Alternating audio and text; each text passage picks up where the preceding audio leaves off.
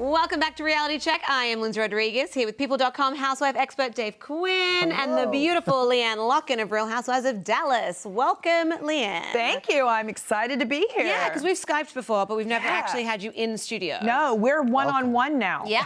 This is the thing my husband actually dreams of is girl on girl. Oh. What? Sorry. Rich.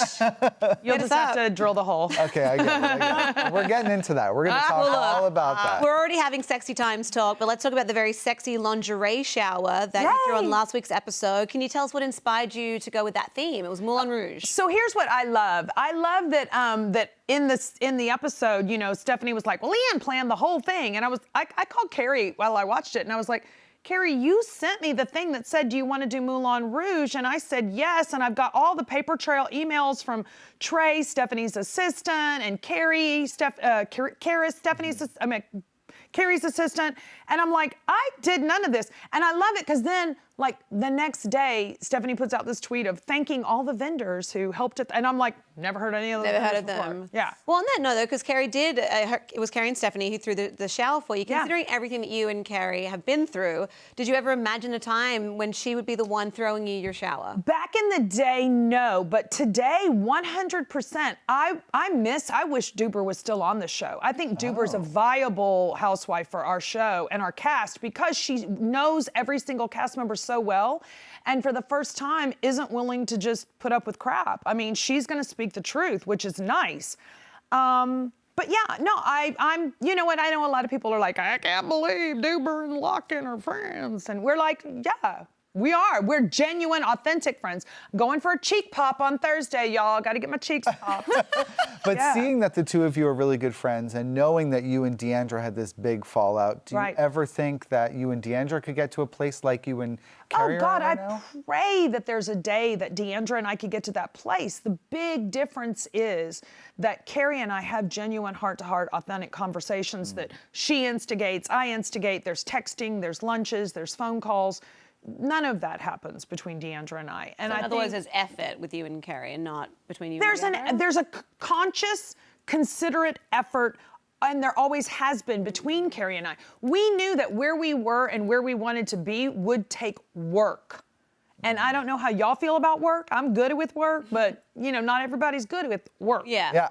Yeah. Well, look, why don't we talk about some of the flack that you've gotten this season from your castmates? We touched on it briefly in the top 5. Sure. But there's been, you know, some opinions that you've been too negative this season. I am one negative Nelly. Nelly, negative. I personally, as a viewer, disagree, but I want to know your take. Looking back at the season so far, we're only about 4 or 5 episodes in. I would love to give you my opinion, my negative opinion. Please opine on this, darling. So let me just tell you, everybody in Mexico that car ride. That was legit nauseating.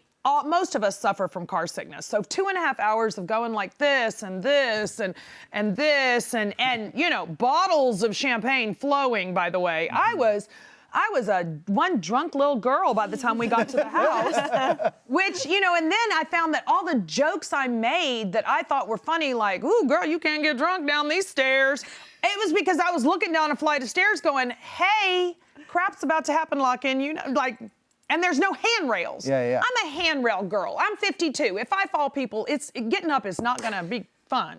So, you know, I was negative. I wasn't the only one who was negative. I do think that, you know, I got spliced together a lot for a great effort at the negativity. But I also knew before going on that trip that Carrie Brittingham hated me and she was going to attack. I'd been told that she was going to attack me on the trip. So my guard was up. You know, and then she was like, let's stay in the same room. And I was like, hell to the no. That is not going, like, what, you gonna kill me in my sleep? Your guard was up, but the guardrail was not. Yeah, exactly. There were no guardrails. But I'm curious, do you think that there's a double standard because you opened up about your story and you are told that that's not good? I'm really beginning to hate the word story. So story, I'm sorry. All right, well, you opened up about your struggles and there's this perception that you get a lot that you're using that for attention, but other cast members don't seem to have that flack. So how do you feel about that? I use it for attention. I use it to manipulate people. I want people to pity me. None of that is true.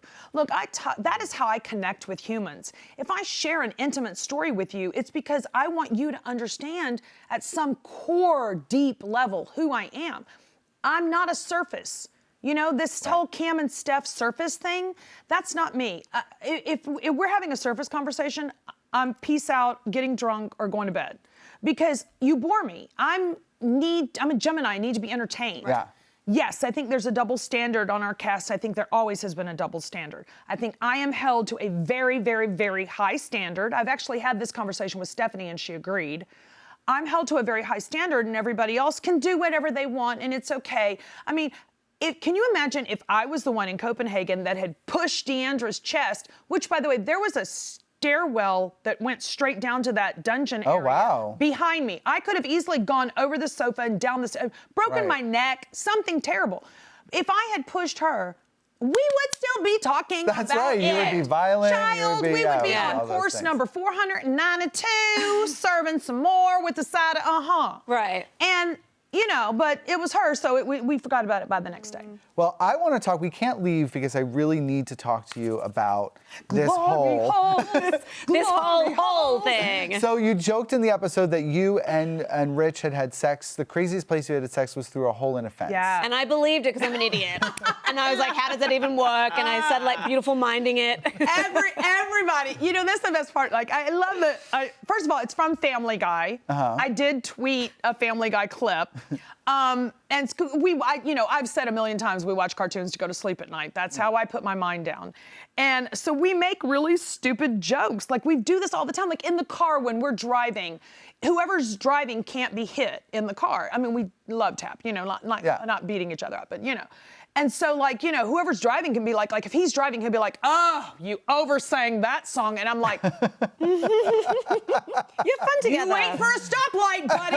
You wait. Red light's coming. Well, look, you obviously have fun together, but we want to know, where's the craziest place you actually have had some fun? Yes, tell us. Come on. That would definitely be what he had written down, which was in a friend's bathroom. And you took a picture. And we did take a pic of it. Why not a video? That's a good question. I probably, because it was a flip phone back then. I mean, hello. Come on, I can only flip so many things at one time, okay, people? Oh my God, you're amazing. But on that note, sadly, we have to go to break. Thank you so much for being a guest of Reality Check again. Love it. Please come back every week. I'm just going to move in on your sofa. Do it. It's done. It's yours now. You matched the decor. I did, right? Oh my goodness. Guys, make sure you're tuning in to Real Housewives of Dallas every Wednesday at 9, 8 Central on Bravo.